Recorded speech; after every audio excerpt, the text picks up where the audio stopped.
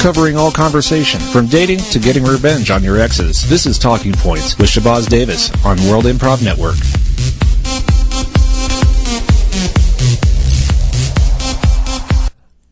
Good evening, and welcome to Talking Points with Shabazz Davis. I am your host, Jerome Carmichael, filling in for Shabazz Davis, who is still recovering from a dreadful litter box accident. Our hearts and minds are with you, Shabazz. Come back soon. Tonight on Talking Points, we are going to be delving into the fascinating world of new car smell. We have here two representatives from the world of automobiles. From Chevy, we have Mr. Ronald Dukesbury? Dukesbury, yeah. Ronald Dukesbury, welcome to the show. Thanks for having me. It's a real pleasure to be here. Excellent. And from Ford, we have Mr. Gene Sunderland. Hello, Gene. How are you this evening? I'm wonderful, but I'll be asking the questions here, gentlemen. Oh, you're just one of those guys.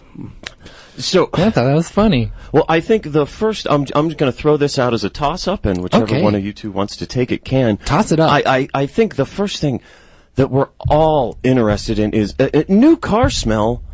Where does it come from, and why does it just smell so darn good? I want to take this one first. I'm jumping up and I'm grabbing it, taking it by the haunches. Well, so I don't know how you do it at Ford, but at Chevy, we have fruits, and then we break those down into a fine paste. Okay, and from that paste, we distill the essence of that fruit. And then we take that essence, which will sometimes be in liquid form, sometimes in a gaseous form, in which case we capture it with a plastic bag. All right, we have this big plastic bag. All right.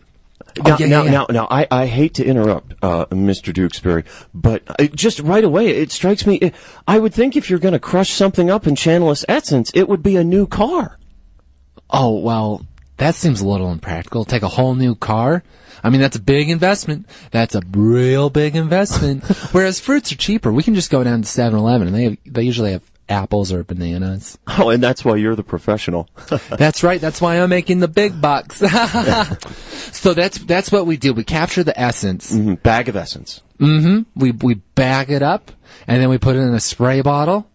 And then when the car comes off the factory line, we just somebody, usually it's a young man named Gregory. Oh. Yeah, and we've gone through quite a few Gregorys. But you have to hire a Gregory. That's right. They have to be named Gregory. That's just the preference of Mr. Gregory Schnaps, who's the president. I'll bet I can figure out why. Because his name is Gregory. He actually worked his way up from being the essence sprayer. Oh, that's a wonderful story. Mm-hmm. Oh, maybe I should get him for an interview. Well, Mr. Sudbury, at Ford, do you all also employ Gregorys for your new car smell? This is quite possibly the dumbest thing I've ever heard in my life. Oh, there's a reason why that's Ford. just rude. There's a reason why Ford is profitable and Chevy is not. What we use for our essence is not high-priced 7-Eleven apples. We don't use people on the assembly line named Gregory to squeeze them up and put them in little baggies. Maybe I should. Well, what we do is we're more efficient. We take formaldehyde from China, and we mix it with different chemicals to get the different scents that we like, depending on the model.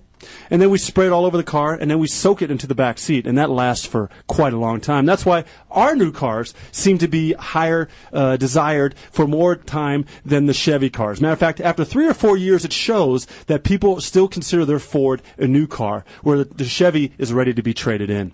In the interest of fairness, I have to admit I am a Ford owner. I have a 2011 Ford Focus that still has its new car smell. Great car, Mr. Carmichael. Well, I'd like you, Mr. Carmichael, to chew on this for a second. That formaldehyde, as was just pointed out, comes from China. Yes, is that right? Of course it does. Everything comes from China. That's on the other side of the globe. True. All right, the fruits we get for the that new scent for Chevy cars, those fruits come from the United States. Not All for right, long. so we are helping. Not for long. What's that supposed Because to mean? as our population grows, we have a shortage in fruit. It's going to have to come from South America.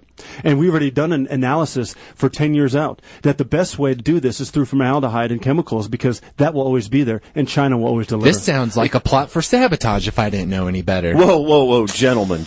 Let's keep this calm and civil. That's an accusation. And not escalate to any sort of corporate espionage or warfare. I don't know. It sounds like it's already been initiated by Ford over here. Well, this Preemptive is just strike, if I've ever heard of it. Well, you know, Mr. Dukesbury, please stand down. This is Talking Points, where we are here to talk and discuss. That's all I'm doing. And I'm just maybe raising some sometimes points. we come to a consensus. But I think what I'm hearing here is we're not just dealing with new car smell.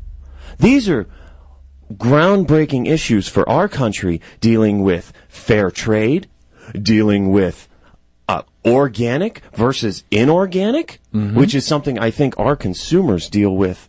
The listeners of Talking Points have to deal with every day. At the end of the day, it comes down to price, Mr. Carmichael. At the end of the day, do you want the best product for the price, or do you want to pay a little bit more to have a little foo-foo stuff in your car that doesn't last and ultimately makes your car stinky because the fruit starts to rot? Well, that's why we take the essence of the fruits and not the fruits themselves, because it's the fruits that decompose. Yes. Not the essence is eternal. Well, we know what a Chevy stinks like after 18 months. It absolutely reeks. Oh, well, isn't that convenient for someone from Ford to say that a competitor's car would stink? I am not surprised, except by your unnecessary. Clearly, you have not read the recent Motor Trend or Car and Driver issues where it criticized. I don't read that magazines. I can tell. They have no literary value. Well, yes, you have no ability to read. I think if we can agree on anything, gentlemen. I can read the letters on your forehead Sorry, that Mr. say Carmichael. loser. I'm sorry, They Mr. say Carmichael. loser.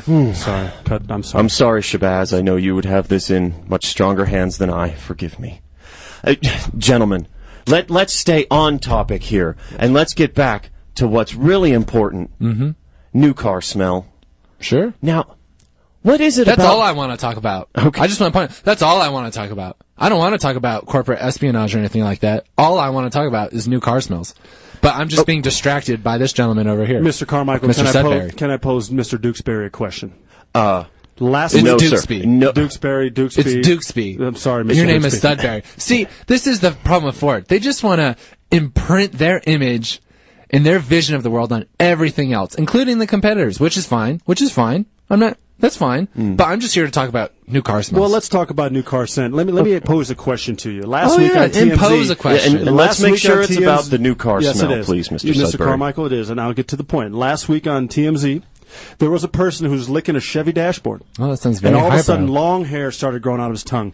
And after they went to the lab, they did a pap smear on the tongue, and they found out that all of a sudden it had to do with rotting vegetable oils. Well, that. Ooh, those are serious And charges, fruits. Mr. Dukesby. Well, one, we put a warning on all of our cars that says "Do not lick the dashboard." That's one. So I that- wonder that- why you would do that, because you can lick a Ford dashboard and have no problems. You might lose a couple teeth from the formaldehyde, but you're not going to have long hair grow out of your tongue because of rotting fruit and vegetable scent. Well, I'm curious. I mean, you're making a big leap in logic here. You're saying that there's a causal connection between licking the dashboard and hair growing out of this customer's tongue. It was on TMZ. Well, TMZ is not a reputable source of scientific investigation.